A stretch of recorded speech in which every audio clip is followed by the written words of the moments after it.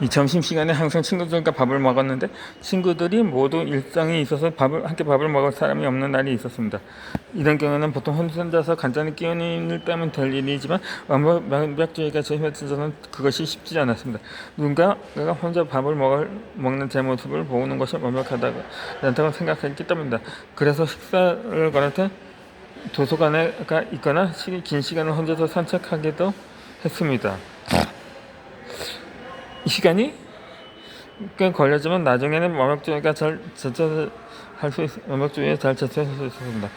사람들은 생각보다 나에게 관심이 없다는 것을 인정하기 위해 쿵쿵거리는 심장을 부여잡고 극장에서 혼자 눈치를 보며 영화를 본 것이 아직도 생생히 기억납니다. 그 뒤로 완벽주의를 인정하고 깊이 공부하여 저와 같이 완벽주의로 고통받는 사람들을 대상으로 하는 수시 프로그램을 진행하고 연구 결과를 논문을 발표하기도 했습니다. 이 완벽주의자들과 대화를 나누면서 발견한 공통점이 하나 있습니다. 그것은 바로 양보와 희생이 몸에 배어 있다는 것입니다. 사회적인 시선에 따르면 양보와 희생은 훌륭하다고 칭찬받고 권장되는 미적이지만 내가 자발적으로 누군가를 위하는 마음에서 실천하는 것이 아니라 남들이 보기에 완벽해 보이기 위해 실천하는 것은 또 하나의 힘든 과제일 뿐입니다. 완벽주의자들의 양보와 희생은 자기 자신에게 상처를 내는 일이었습니다. 자기 자신을 지키지 못하면서 억지로 하는 양보와 희생은 결국 염증처럼 골마 터지게 되어 있습니다. 그래서 무엇보다 자신의 생각과 감정에 솔직한 것이 중요합니다. 우리가 무리하게 양보하고 희생하는 이유는 거절했을 때 미움받을 용기가 부족하기 때문입니다. 그래서 무례를 범하지 않으면서 진실한 마음을 드러내보이는 요령이 필요합니다. 실제로 뛰어난 성취를 이뤄내는 사람들의 공통적으로 보이는 성공 요인이 바로 예의를 갖춘 솔직함입니다. 자신에게 무리가 되거나 영향이 부족하다고 판단되는 일을 정성히 거절하는 것이 오히려 상대방에게 신뢰감을 주었던 것입니다.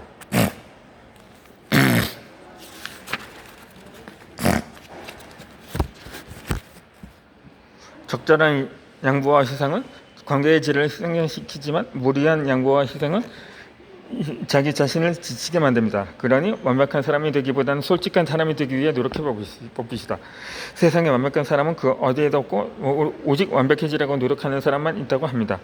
우리가 솔직해지려고 노력한다면 친친관계가 점점 균형주신 관계로 개선될 것입니다.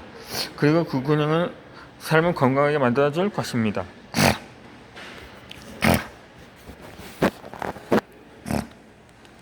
물음표를 잊지 않는 삶에 대해서 논해봅니다. 이 어린이들은 물음표로 입학하여 마침표로 졸업한다고 닐 포스트만이 말했습니다. 이 닐 포스트만은 인본주의자라서 기술수 발전에는 제한이고 그것이 인간의 가치를 대신할 수 없다고 생각했습니다. 그러나 현재 사회는 자신의 기술 발전의 인간을 맞춰 모든 물음표를 마침표로 전환시키고자 노력하고 있습니다. 우리의 삶도 이런 사회의 문화에 큰 영향을 받아왔으며 어린 시절 가졌던 수많은 물음표가 성인이 된 이후에 나름대로 결론으로 결실에 사라졌습니다. 덕분에 인류의 삶의 안정감을 얻었으며 동시에 지루함도 얻었습니다.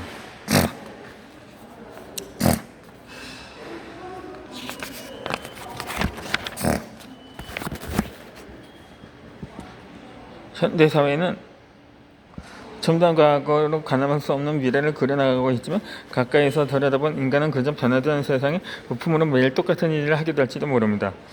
만약 자신의 삶이 안정을 넘어 정체되어 있다고 느끼다면 오늘 하루를 지내면서 몇 개의 물음표가 있었는지 돌아봐야 합니다. 삶의 새로운 질문이 있다면 새로운 다음 세상을 빌었기 때문입니다. 긍정적인 삶의 변화에는 반드시 물음표가 떠나옵니다. 그리고 물음표를 통해 더 높은 분계 가치관에서 성장하고 자신의 점수를 까우칠 수 있게 됩니다. 삶을 작아가기 위해서는 가장 먼저 이분법적 사고에서 벗어나야 합니다. 경제학자이자 철학자이자 케네스 볼딩은 이런 명언을 남겼습니다. 세상에는 두 가지 유형의 사람이 있다. 모든 것을 둘로 나누는 사람과 그렇지 않은 사람이다. 우리는 삶의 물음표를 던지기 위해 또는 아니오라는 답안에서 벗어나야 합니다. 상담이나 코칭에서 저는 잘 모르겠다는 답을 종종 합니다. 대다수 내담자는 조금 더 생각할 시간을 두면 한쪽의 의견을 추천해냅니다. 그러나 진지하게 생각해보는 과정을 거쳤습니다. 여전히 확실하지 않은 전제답을 표현해냈으나 그것을 인정합니다. 반드시 무슨 질문을 예스나 노의 선택지를 강요할 필요는 없습니다. 이 세상에 많은 것이 정답이 아니라 해답으로부터 시작되었기 때문입니다. 삶의 가치관, 관계, 철학, 비전과 같은 굵직한 세상향의 질문을 던져봅시다. 그리고 잠잠을 맞춰보기 아니라 해답을 점수로 끝을 내봅시다. 안정적인 삶에 끊임없이 질문을 던지면서 새로운 길을 개척해 나가는 것입니다. 거기에 열정을 쏟고 새로운 행동으로 나아가면 위대한 변화를 맞닥뜨려 겸손하게 될 것입니다. 이 물음표로 시작하여 느낌표로 끝나는 것을 인터러뱅이라고 합니다. 물음표와 느낌표가 포개지는 형태로 표현되는 인터러뱅은 끊임없이 물음표를 전해서 어느 순간 깨달음에 닿는 순간을 의미하는 문장 부호입니다. 이 스티브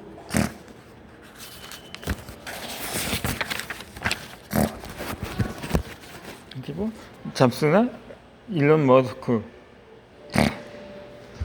마크 저커버그와 같은 사람들이 바로 인터러뱅의 대명사입니다. 첫 시작은 작은 물음표에서 비롯된다는 것을, 또 자극의 삶을 변화시키기 위해 느낌표로 마무리해야 한다는 것을 잘 기억해야 합니다. 지금 자신에게 던질 수 있는 질문은 무엇이 있나요? 내 삶에 대한 물음표를 잊지 않고 살아간다면 분명 자신만의 느낌표를 얻을 수 있을 것입니다.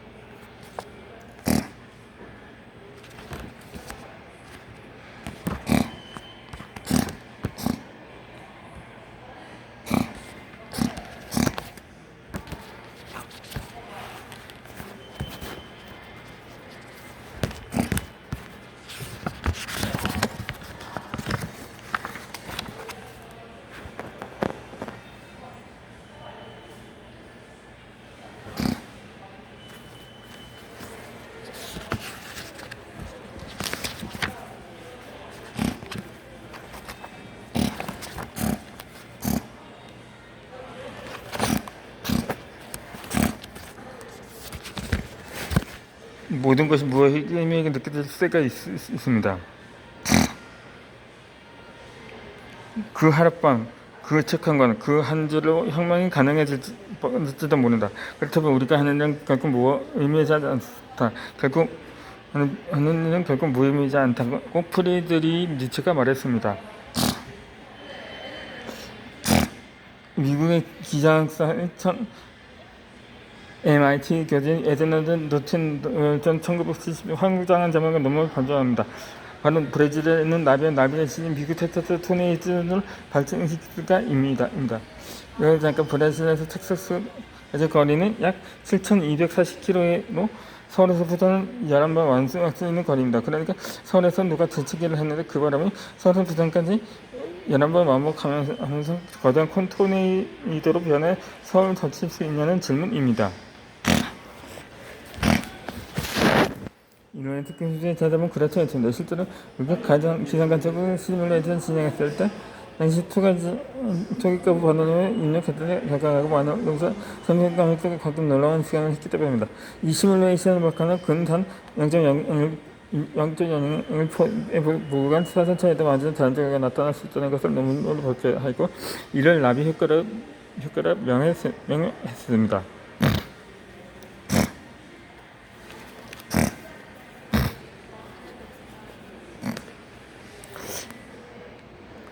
우리는 지금까지 살아오면서 많은 실수를 했고 앞으로 하게 될 것입니다.